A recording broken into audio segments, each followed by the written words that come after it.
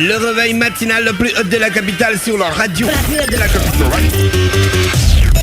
Du lundi au vendredi, de 7h à 10h. Rappelez donc que vous êtes sur les 104.5 Urban FM, la station urbaine dans le Da Fresh Morning, le réveil matinal le plus haut de la capitale, sur la radio la plus haute de la capitale. On est avec Paul Kessani, voilà, oui. Elvis va en quelques mots seulement nous parler de lui avant de savoir de quoi nous parlerons. Ce matin, Elvis va nous présenter Paul Kessani. Elvis, bonjour. Oui, bonjour Da Fresh. Comment tu vas ce matin? Ça va. Et à la forme? Toujours. Et comment t'as passé le week-end? Le week-end, c'était tranquille. Ah, d'accord. Tu connais Paul Kess? Évidemment. Tu es notre spécialiste de sport. Parle-nous un peu de Paul Kess. Déjà, Paul Kessani, c'est, on va dire, l'un des footballeurs gabonais qui n'a pas seulement suivi son cursus footballistique, il a aussi fait son cursus scolaire, puisqu'il est diplômé d'un baccalauréat qu'il a eu à LED.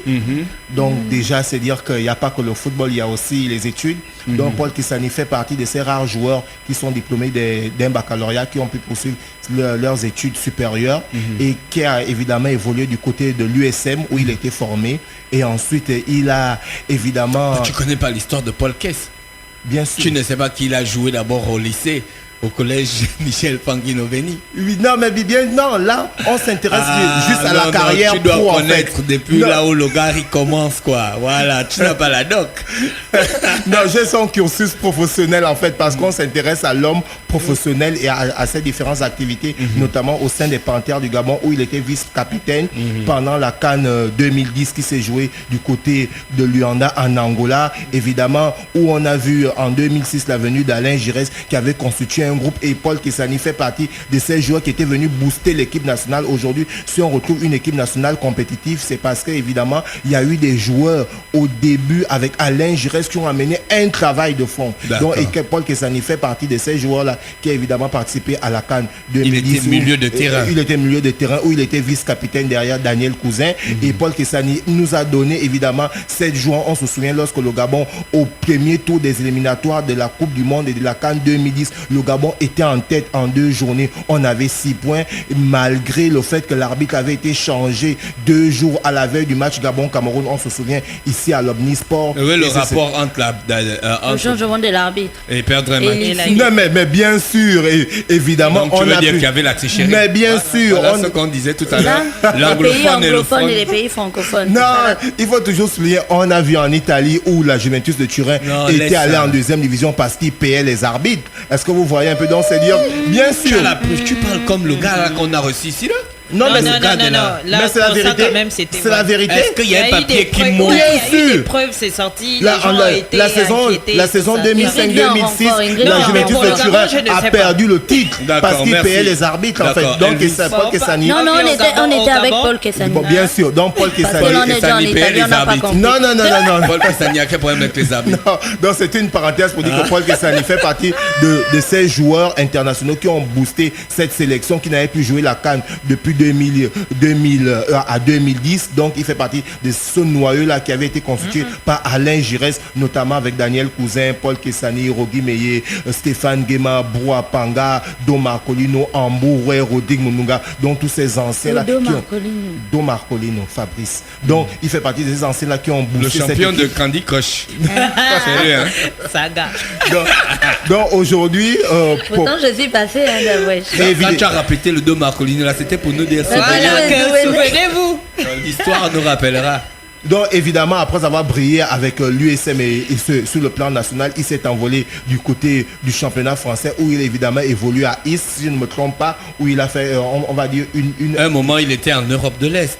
Bien sûr, il était en Europe de l'Est, mais puisqu'il n'y a pas tellement une visibilité du côté de l'Europe de l'Est, après il est descendu du côté de la Ligue 2 française où il a joué plusieurs années. Donc aujourd'hui, il est revenu au pays, non seulement pour apporter sa pierre à l'édifice par rapport au professionnalisme qu'il a pu titiller en Europe de l'Est et en Europe du Centre, et aussi pour venir aider nos jeunes joueurs gabonais qui ne savent pas comment ficeler un contrat pro, qui généralement sont délaissés à eux-mêmes parce qu'évidemment le monde du football aujourd'hui ça générait beaucoup de sous. Donc du coup si tu n'as pas un bon agent, si tu n'as pas des grands frères qui se constituent en association pour pouvoir vous accompagner, et bien on tombe sur des jeunes joueurs qui sont le plus souvent arnaqués. Notamment il y a un buzz autour du petit frère de Alain Traoré qui évolue à Lorient, Bertrand Traoré, qui a été signé à à Chelsea, mais les contours de sa signature du Burkina Faso en Angleterre, eh ben, ça reste vague. Donc, ok, du coup, d'accord.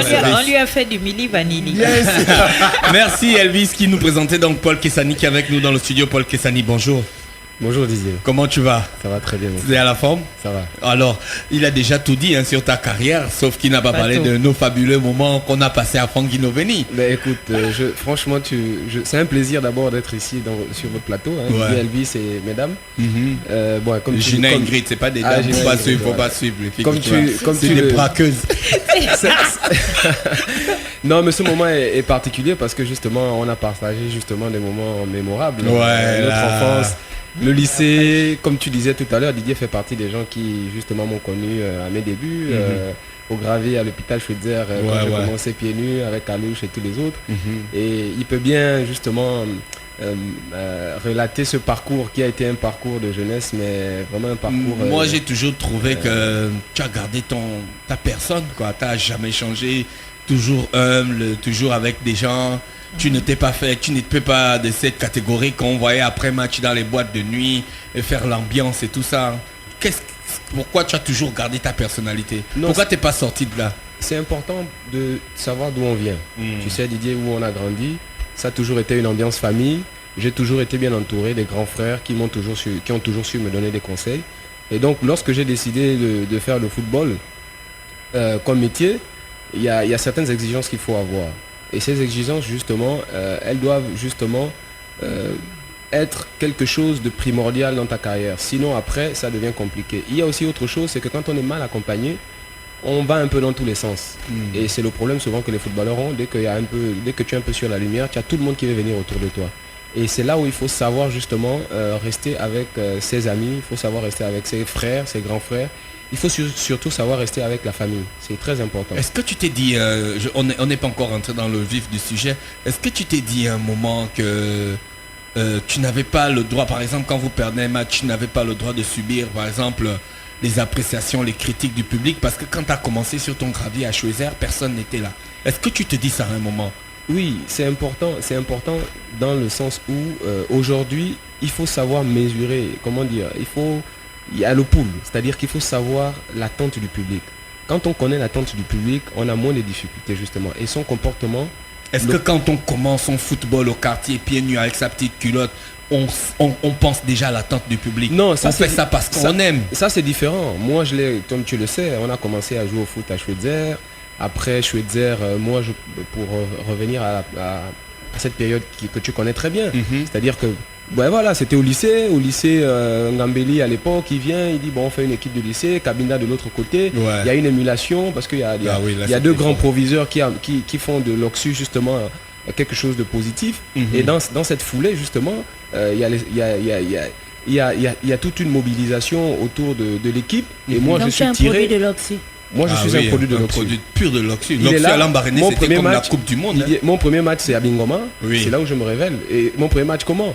C'est-à-dire qu'il y a un aîné dans l'équipe qui justement les conditions n'étaient pas là, il boude, il va pas. Et donc on vient me chercher en classe pour m'emmener dans le groupe, dans le bus pour aller à Bingoma. Et c'est de là que je me fais révéler.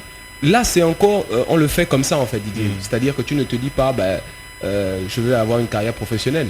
Le déclic pour moi, justement quand je pars de là, c'est allé très vite. Ouais, L'équipe c'est nationale, tralé, ouais, l'équipe- c'est la vraiment- sélection provinciale, et de la sélection provinciale après on me prend l'équipe nationale minime pour Montaigu, donc la Coupe du Monde minime on va dire, je reviens, et quand je reviens après, je suis déjà l'année qui a suivi en fait j'étais au lycée d'État, et là pour mes résultats j'ai eu un 11 au premier trimestre, deuxième trimestre j'ai voyagé et tout ça, et j'étais allé en Coupe du Monde parce qu'en fait on avait joué un tournoi sur place ici qui s'appelait Coupe et Coupe, et on avait été invité par la coopération française pour regarder la Coupe du Monde 98, pour jouer des tournois en France. Et quand je reviens, je redouble ma classe et ma mère me dit si tu veux faire tes études, tu choisis.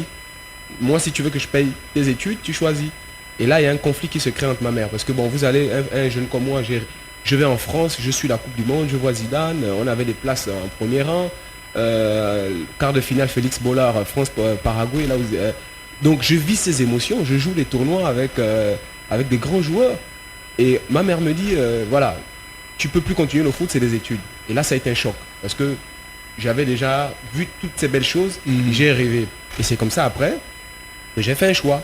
J'ai fait le choix de venir à Libreville, où il y a des clubs qui m'ont contacté. Et dans ma tête, je m'étais toujours dit, maman, on peut faire les deux. Je m'étais toujours dit ça. J'ai dit, je veux te prouver que les études et le football peuvent aller ensemble. Et donc, l'USM de l'équipe de M. Assélé et LDD ont été pour moi le cadre idéal pour justement me permettre d'aller dans ce sens. J'ai fait jusqu'en 3e, j'ai eu mon BPC. Après, l'équipe nationale aussi a suivi. Ça s'est très bien passé, en club aussi. Et puis après, j'ai eu mon bac. Et là, c'était la 2e étape de ma vie où il fallait choisir entre les études supérieures Et le foot encore. Et moi, j'ai voulu aller en France et tout ça. Monsieur Assélé me convoque dans son bureau. Il me dit, écoute, moi, je veux que tu travailles. Je dis, vieux, toi aussi, je veux pas travailler, je suis trop jeune et tout ça. Il me dit, non, je veux que tu travailles. Bon, évidemment, il voulait que je reste et tout ça.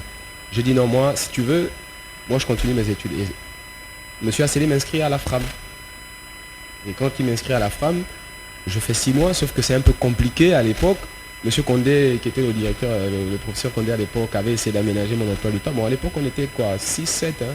C'est pas un peu comme aujourd'hui où il y a beaucoup de C'était vraiment bien. Et donc, du coup, vous savez, hein, les études supérieures et le football, les voyages et tout ça, le travail de recherche, c'était vraiment incompatible. Du coup, j'ai fait un choix. Je suis allé en Espagne, et de l'Espagne.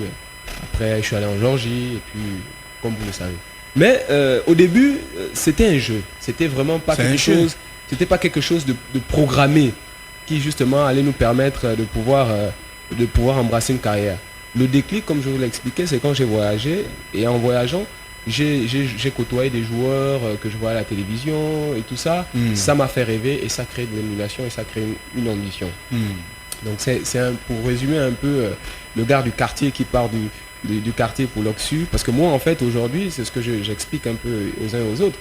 C'est que moi, je connais toutes les étapes, on va dire. J'ai connu le quartier, du quartier pour l'Oxu, de l'Oxu pour le club, du club pour l'équipe nationale et de l'équipe nationale pour le professionnalisme. Donc, c'est des étapes aujourd'hui. Toutes les étapes. Voilà. Aujourd'hui, je peux déterminer quelles sont les difficultés que peut rencontrer un jeune. Et c'est ça la difficulté que nous avons dans le football aujourd'hui, parce que le football est scientifique. Pour justement apporter un médicament, comme on dit, il faut le diagnostic et il faut faire un bon diagnostic. Aujourd'hui, nous avons des gens qui, à ces étapes-là, travaillent, à qui on peut poser des questions. Aujourd'hui, pourquoi le joueur qui part du quartier a des difficultés de jouer dans l'équipe du lycée, par exemple? Pourquoi le gars qui est au lycée, qui arrive en club, il a des difficultés? Pourquoi celui qui est en club, il a des difficultés pour arriver en équipe nationale? Pourquoi celui qui est en équipe nationale a des difficultés pour arriver en professionnalisme? Une fois qu'on a réussi à faire justement ce petit diagnostic, ce petit état des lieux, on peut tout de suite apporter des solutions à ces étapes. Gina, pourquoi tu le regardes comme ça? Je suis... En fait, c'est comme si tu lisais un livre, tu vois, et puis quelqu'un a genre rédigé un truc. C'est pas croyable, en fait. Non, en fait, la difficulté, l'approche aujourd'hui de notre football aujourd'hui, malheureusement, les difficultés que nous avons, c'est que on est dans une approche un peu à l'improviste. On fait comme ça. Mais c'est scientifique, le football aujourd'hui. C'est-à-dire que c'est comme je vous parle aujourd'hui de la formation. Dans chaque pays, il y a un modèle de formation. Un modèle de formation, il tient compte des qualités des joueurs du pays et du modèle que l'on voudrait avoir. Ça veut dire quoi? Je vous prendrai un exemple. Au Gabon, on n'a pas un modèle académique un peu comme chez les autres, où on prend les jeunes de 7 ans ou de 9 ans à qui on va apprendre les techniques de football. Parce que ce que vous voyez Neymar faire ou les autres font faire, c'est des choses qu'ils ont appris. Imaginez quelqu'un qui apprend ça à 7 ans, à 18 ans, il apprend le même geste, ça devient un réflexe. Nous, on n'a pas ce système. Nous, on a un système où... tu apprends toi-même. Voilà. Je vous prends un exemple. Moi, par exemple, je me voyais, quand je voyais l'équipe nationale jouer, c'était Ondo Valéry, par exemple. Et donc, du coup, quand je pars du quartier, je prends mon ballon et que je vais jouer, je veux jouer comme Ondo Valéry. Donc, j'ai déjà des prédispositions à pouvoir jouer, même mes qualités. Tout ce que je veux faire, c'est même mon attitude sur le terrain va se refléter à Ondo Valéry. Parce que je n'ai pas le club de 7 ans à 14 ans, 15 ans. Seulement quand j'arrive au club, j'ai 15 ans. À 15 ans, j'ai déjà des prédispositions en tenant compte des joueurs que j'ai vus jouer. Et quand j'arrive en club, on ne fait que mettre, me discipliner. Mais les qualités déjà que j'ai sont là en fait. Et du coup, c'est pourquoi vous verrez par exemple même en équipe nationale ou bien en club, il y aura beaucoup de joueurs à certains postes qui ont les mêmes prédispositions. Est-ce que c'est pas, Paul, qu'est-ce que tu viens de parler d'un truc très important? Tu avais déjà des prédispositions, mais Il te fallait juste une discipline. Est-ce que c'est pas ce qui pose le problème chez certains footballeurs africains, la question de la discipline? Oui, mais elle pose un problème pour toutes les raisons que je suis en train de vous dire. Il y a d'abord la maison, il y a d'abord l'école, et puis ensuite, il y a la pratique du football qui nous apprend certaines valeurs, les valeurs de discipline, de respect, les valeurs de travail. Et tout ça fait en sorte qu'on construit l'homme. On ne construit pas que le footballeur. D'accord. Et ça, heureusement, il faut que ce soit fait très tôt. Oui. Si c'est fait en retard, on aura des dérives parfois qui peuvent emmener à des comportements, on va dire, des comportements qui ne sont pas honorants. Oui, il y a des comportements où on nous a battus, mais on va fêter ça. On va faire les fêtes dans les boîtes et tout ça. Tu étais quel genre de joueur quand tu étais dans l'équipe nationale? C'est toujours difficile de se définir, mais je crois que j'ai pu... moi, j'ai toujours été... vous parlez de l'époque de Giresse, Alain Giresse, mais moi, depuis les minimes, j'étais toujours un leader. J'étais capitaine en minime, capitaine en junior, jusqu'à ce que je suis arrivé en équipe nationale. J'étais pas le plus âgé, j'étais pas le plus ancien. Mais M. Giresse a vu les qualités d'homme, d'abord, d'homme que j'étais, loyauté, respect, bonne éducation, qui ont fait de moi le capitaine qu'il a été. Même quand Daniel était là, si vous voulez bien, le groupe était plus ou moins tenu en dessous par moi. Parce que bon, Daniel, vous comprenez qu'il revenait de France, il y avait beaucoup de joueurs avec qui on a passé des moments merveilleux. Donc, parfois, la communication était parfois difficile avec Daniel et c'était plus ou moins par mon canal que ça passait. Donc, moi, je me suis toujours positionné un peu, comme on va dire, en leader de tout mon passage en équipe nationale depuis les jeunes. Et ça fait en sorte que je me démarque un peu des autres. Et donc, du coup, ça c'est l'homme, ça c'est mes qualités hors du terrain. Après sur le terrain, bon voilà, j'étais un peu foufou, voilà, j'ai jamais rien lâché, j'ai toujours eu un tempérament de gagneur, donc voilà, ça c'est des qualités que j'ai toujours eu en tant que footballeur sur le terrain. Comment on peut expliquer selon toi l'insolence de certains joueurs de foot par exemple? Il faut comprendre les joueurs aujourd'hui. Vous savez, je discutais il n'y a pas longtemps encore. On a perdu un match, vous sentez coupé, on va en boîte, on montre à tout le monde qu'en fait on s'en fout. Tout le monde se plaint sur les réseaux sociaux, on fait une publication pour dire si vous n'êtes pas d'accord, vous montez, vous calez en l'air. Non, il faut d'abord... avis? Je pense que dans le cas de l'équipe nationale du Gabon, par exemple pour parler de l'équipe nationale, il y a une distance aujourd'hui entre le public et les joueurs. Une distance justement qui est née du fait que certains joueurs estiment à tort qu'on tape trop sur eux, on n'est pas patient. Et les joueurs aussi estiment que, les supporters aussi estiment que les joueurs ne mouillent pas le maillot et ils sont un peu trop gâtés, si vous voulez bien. Moi, je pense que c'est des problèmes qui peuvent être résolus. Il faut créer un cadre. Moi, je vous prendrai un exemple, nous, à notre époque, avec M. Alain Giresse. Il y avait le fait que, par exemple, on s'entraînait à l'Omnisport en plein air. C'était ouvert au public. Ça permettait déjà, même si un contact entre le public et les joueurs. Il y avait aussi des journées qui étaient organisées pour que, par exemple, des associations de supporters et autres viennent communier un peu avec les joueurs. Vous savez, on dit chez nous, moi je suis bantou, je suis africain, ce sont des gens qui ne se parlent pas ou parfois il y a des problèmes. Le fait de côtoyer les joueurs, vous les verrez autrement. Le fait justement de savoir le joueur, de discuter avec vous, il vous verra autrement. Il y a ce truc qu'il faut décomplexer d'abord, cette relation. Et après, il y a des joueurs, c'est un casque qu'ils se mettent. Il faut comprendre que c'est un casque qu'ils se mettent pour pas que les gens les approchent. C'est pour se protéger, c'est comme une carapace. Après, il ne faut pas que ça déborde parce qu'effectivement, quand on est professionnel, il y a des comportements, c'est contractuel si vous voulez bien. Dans votre contrat, lorsque vous allez en pro, il y a des choses que vous ne pouvez pas faire. Et notamment le respect des supporters fait partie des choses qui sont les choses les plus primordiales et les plus importantes.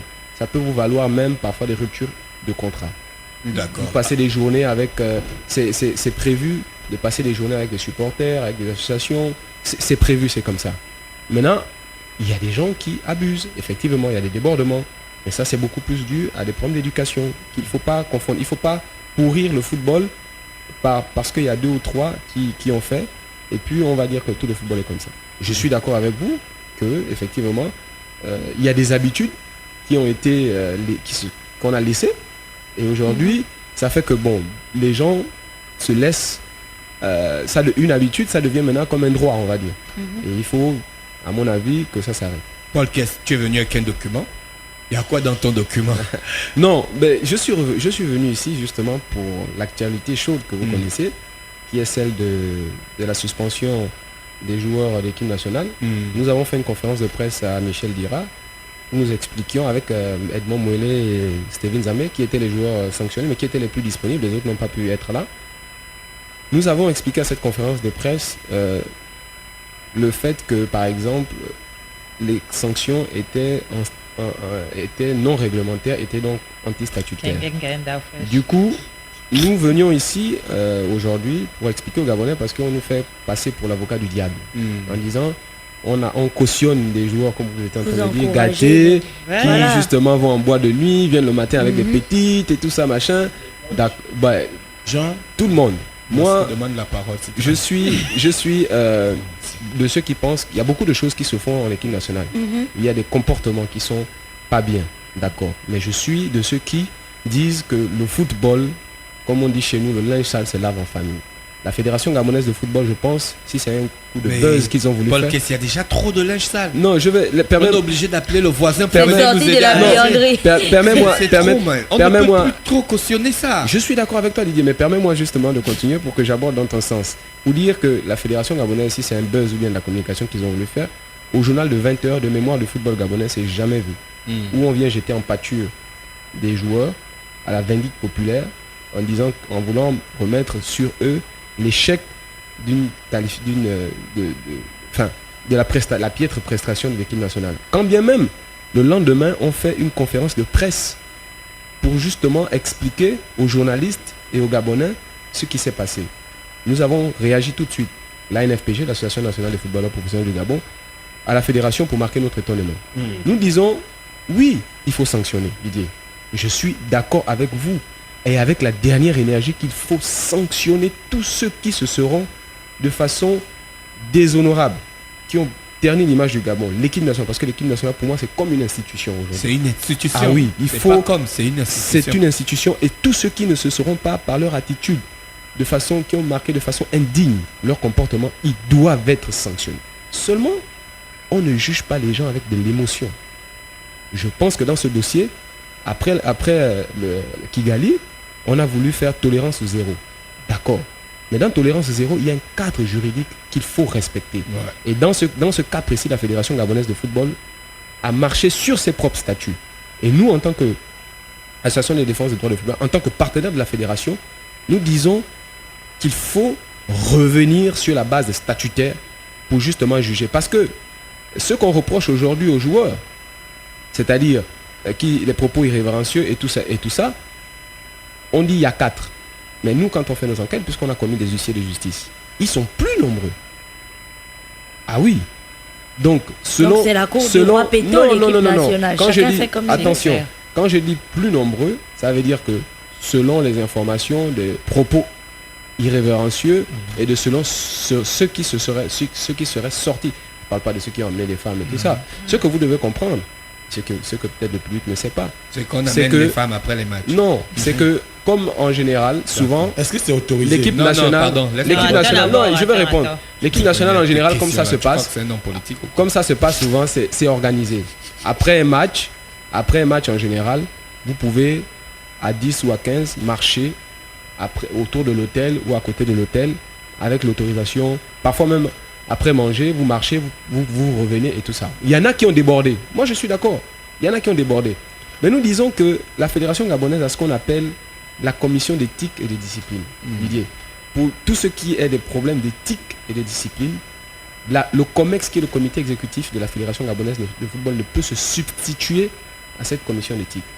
Et deuxièmement, cette commission d'éthique et de discipline, qui est composée d'un président, d'un vice-président et de 5 membres, elle doit justement se référer au code d'éthique et de discipline pour donner des sanctions. Il n'y a pas de sanctions de radiation à vie qui existe dans le code d'éthique. Donc il faut que, même si des joueurs ont gaffé, il faut qu'on revienne à la norme, à la normalité. Vous savez, quand la forme n'est pas bonne, le fond reste flou. Et c'est ce que nous disons aujourd'hui. Nous marquons notre étonnement en disant que, par exemple, nous marquons notre étonnement par exemple en disant, nous avons constaté que des joueurs ont été suspendus, mais qu'on a relevé de ces sanctions, par exemple, l'entraîneur et puis 2 autres. qui sont dans le machin. Donc, une justice à deux vitesses, nous disons non. Et troisièmement, on dit aussi en droit, tout ce qui n'est pas permis, tout ce qui n'est pas interdit est permis. Ça veut dire quoi? Les joueurs aujourd'hui dont on incrimine, nous sommes pour ceux qui ont demandé à la Fédération gabonaise de football de mettre en place ce qu'on appelle la charte du footballeur professionnel. Cette charte, c'est elle qui, justement, où il y a les obligations et les devoirs du footballeur. Vous imaginez, on parlait tout à l'heure, nous sommes pour la pédagogie et le sens de la responsabilité. Un jeune qui est en équipe nationale minime, cadet, junior, à qui on fait signer une charte en minime, un cadet, un junior, qui intègre la ligne rouge à ne pas franchir, quand il arrive en A, je suis sûr qu'il sait où il ne doit pas, ce qu'il ne doit pas faire. Mais vous avez des joueurs aujourd'hui en équipe nationale, et c'est ce qui se passe malheureusement, où chacun ne sait pas ce qu'il doit faire.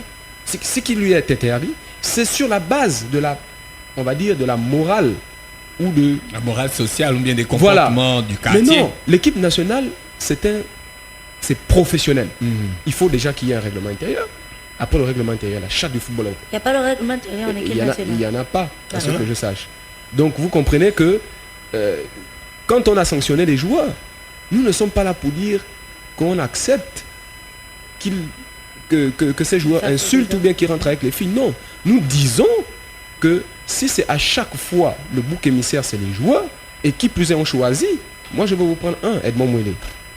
Est-ce qu'on a sanctionné Edmond Mouélé quand il est allé en Afrique du Sud? Est-ce qu'aujourd'hui les Gabonais savent pourquoi on a sanctionné Edmond Mouélé après ce qui s'est passé en Afrique du Sud? Personne ne sait. Mais on l'a sanctionné pourtant. Aujourd'hui, on revient en disant c'est un récidiviste. Edmond Mouélé n'est que ce qu'on dit chez nous, c'est un proverbe. Les fruits que jettent les singes tombent sur le dos de l'éléphant. Edmond Mouélé aujourd'hui, c'est le dos de l'éléphant sur lequel les fruits tombent. Parce qu'il y a des choses qu'on ne peut pas dire ici sur le plateau. Parce qu'il y a des pratiques dans l'équipe nationale, effectivement, qui sont à proscrire. À un moment donné, il faut dire pour que les gens sachent. Non. Normalement, Moi, je suis de ceux qui pensent. Remettez le linge dans la machine. Si la Fédération gabonaise de football, c'est pas vous Paul Kess. Si la Fédération, depuis que vous êtes là, vous ne parlez pas des non, vraies quand choses. je dis des pratiques, par exemple, c'est que l'entraîneur, dans sa gestion du groupe, vous savez, c'est l'entraîneur. Tout le problème est parti d'abord. Cet échec est parti d'abord du problème de quoi? On a dit l'entraîneur a amené des joueurs qui n'étaient pas bons, qui n'étaient pas ceci, il a été influencé, bref, je ne vais pas rentrer dans ce débat. Mais c'est l'entraîneur qui met en musique l'harmonie dans un groupe.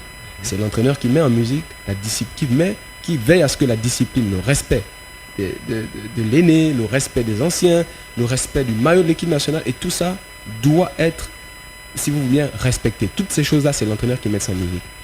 Et c'est sur la base du contrat que vous faites entre le joueur et vous. Quand vous appelez un joueur, vous discutez avec lui. Il y a une base, il y a un contrat moral, il y a un contrat de confiance qui s'installe. Et ça veut dire que l'information tactique que vous lui donnez est sur cette base-là. Vous comprenez? Ça veut dire que moi, c'est par rapport à la confiance que le coach me donne que quand je vais sur le terrain, son message, quand il me le donne, je l'intègre et je le fais. Un enfant qui n'aime pas les maths, le professeur de maths aura tendance à oublier ou ne pas venir au cours de maths. Ce que je veux dire, c'est que tout est parti, je pense, de soi-disant les choix qui ont été faits. Et par l'entraîneur, à tort ou à travers, je vais pas charger sur Stéphane. C'est lui qui doit mettre justement l'harmonie dans le groupe. C'est lui qui doit veiller à ce que le maillot de l'équipe nationale, à ce que les joueurs ne dépassent pas la ligne rouge. Puisqu'il n'y a pas de texte, malheureusement pour lui, c'est lui qui devrait veiller à ce que beaucoup de choses soient faites.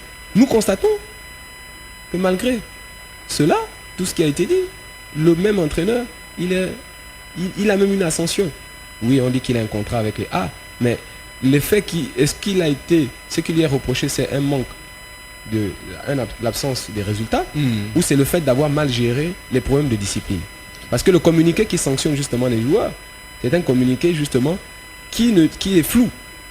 Ça veut dire que la majorité des entraîneurs d'ici sont incompétents, puisque c'est pas la première fois que ça arrive dans l'équipe nationale. Enfin, ce genre de dérive et tout, on a toujours eu tendance à avoir ça, en fait. Sans pourtant te couper, ou bien pour répondre à ta question, je pense que Paul Kess a dit, c'est-à-dire la législation, bien le cadre juridique qui régit les normes qui doivent encadrer le professionnalisme ne sont pas encore mis en place.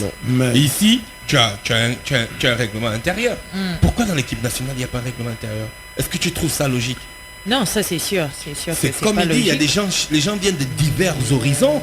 Et donc quand ils arrivent, il faut qu'ils aient une plateforme comportementale Tout à fait. sur laquelle ils se réfèrent. Tout à fait. Tu vois, c'est ça le problème. Ouais, c'est Il y a vrai, pas mais- ça, là. mais- Ça veut dire que les accepte- conseils juridiques de la fédération ou encore de l'équipe nationale ne font pas leur travail. Même déjà ministère Voilà. de la Mais justice, après, ils ça, il y font a pas leur toujours travail. aussi C'est là-bas la des gens fédération qui va aller faire débordent. leur Quand travail. on regarde un peu le milieu Tu international, les par déballes pas, exemple, Mouleka, avec ce le qui s'est petit, là, passé avec le là petit palais. récemment, par exemple, avec Ori et tout, il y a toujours des gens qui Non, débordent. attention. Même quand. Attention, il y a- moi je ouais. vais rebondir sur le cas Aurier. Oui, Vous savez, le club, c'est différent de l'équipe nationale. Le club, il y a le principe contractuel. oui. Donc, c'est forcément, il y a des enjeux financiers et c'est beaucoup plus rigoureux. Quand vous signez votre contrat, vous avez un règlement intérieur qu'on Ouais. vous donne.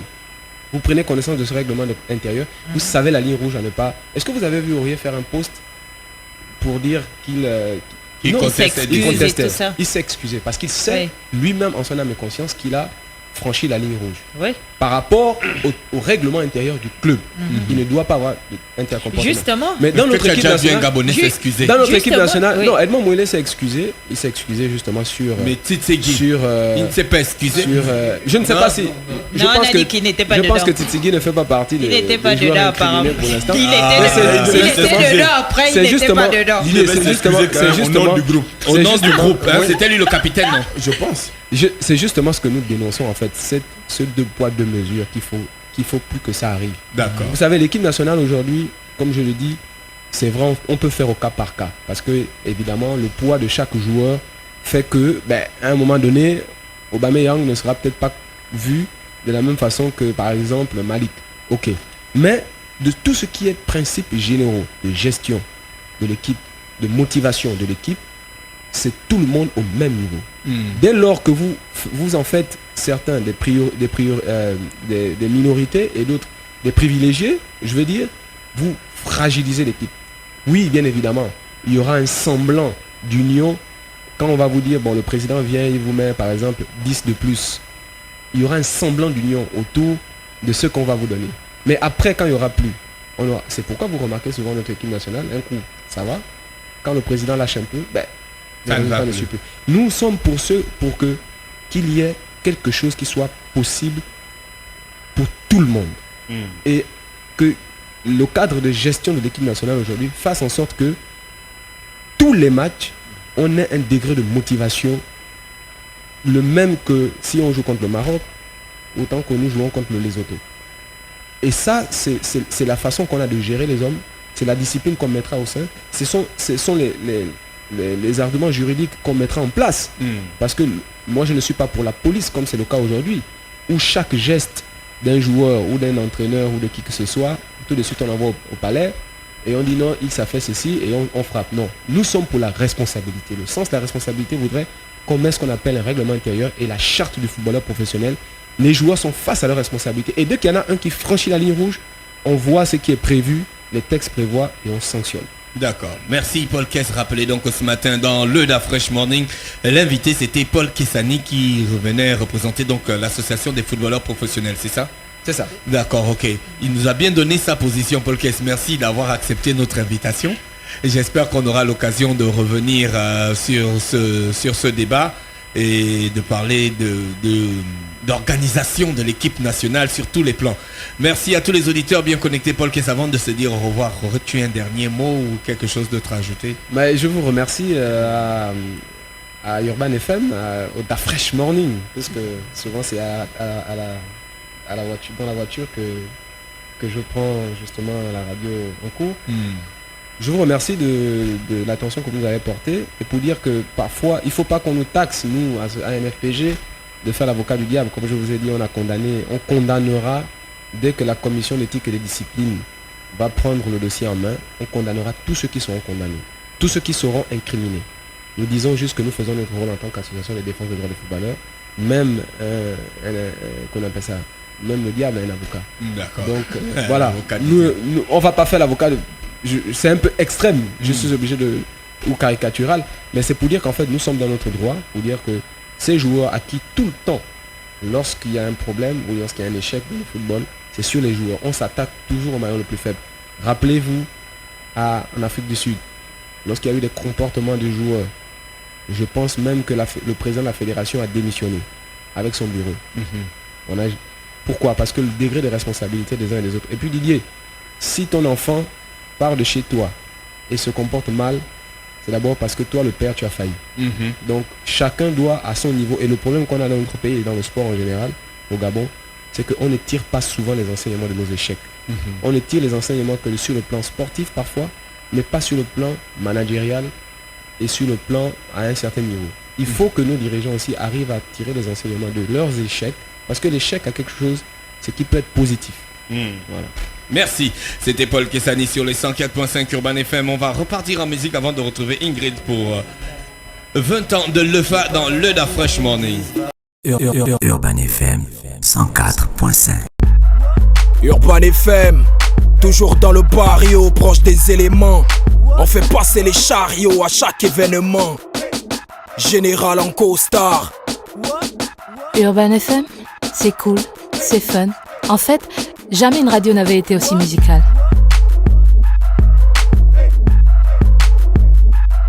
Et si on refaisait le hip-hop?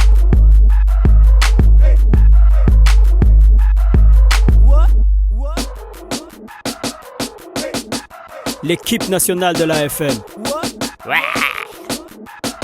C'est 100% musique urbaine, c'est notre radio préférée. Urban FM, je te kiffe. Toutes mes exclusivités et toute mon actualité, c'est sur Urban FM. C'est frais, c'est maintenant et c'est pour des générations. Urban FM 104.5.